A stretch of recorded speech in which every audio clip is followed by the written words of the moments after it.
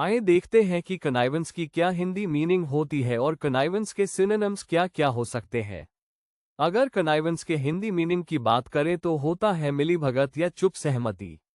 Connivance की क्या Hindi meaning होती है दोस्तों?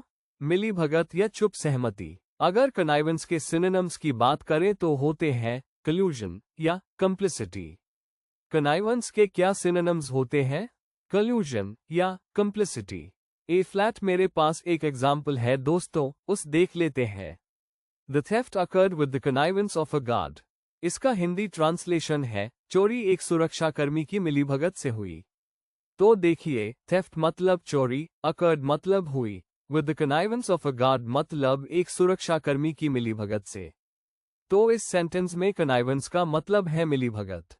ये था दोस्तों कनाइवेंस के बारे में। ऐसे ही डेली यूज वर्ड्स के लिए इस चैनल को सब्सक्राइब करें। धन्यवाद।